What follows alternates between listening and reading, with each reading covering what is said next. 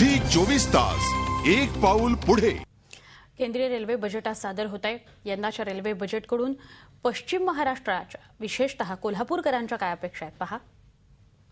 उद्या railway budget सादर होणार आहे। या बजेटकडून कोल्हापूरकरांच्या मोठ्या अपेक्षा आहेत। गेल्या अनेक वर्षापासून कोकण रेल्वेला कोल्हापूर रेल्वे जोडावे अशा प्रकारची मागणी होते, पण याकडे पूर्णपणे दुर्लक्ष झालेलं आहे। माझ्यासोबत बोलण्यासाठी प्रवासी आहेत, आपण त्यांना विचारत की त्यांची काय काय मागणी आहे, कशा प्रकारची अपेक्षा उद्याच्या रेल्वे बजेटकडून आहे।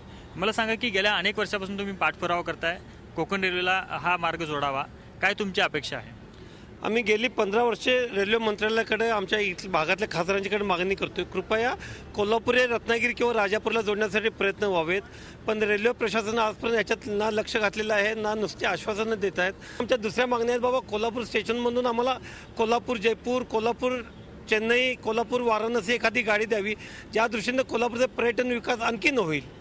मला सांगा की गेल्या 25 वर्षापासून तुम्ही अप अँड डाऊन करताय, मिरज असेल कोल्हापूर असेल, म्हणावी तशी फ्रिक्वेन्सी ट्रेनची आहे का? तुमची काय मागणी आहे? अजिबात नाही, कारण गेल्या 1992 पासून बघतो मी की 92ला जी स्थिती होती आज ही तीच स्थिती आहे।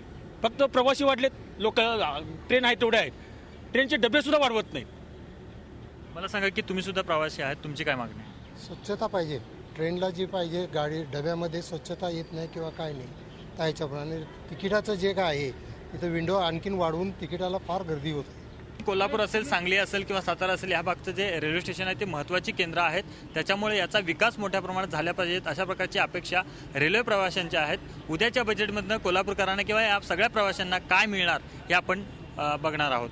व्हिडिओ जर्नलिस्ट मिथुन राज्याध्यक्षाचा प्रताप नाईक, झी 24 तास कोल्हापूर। झी 24 तास एक पाऊल पुढे।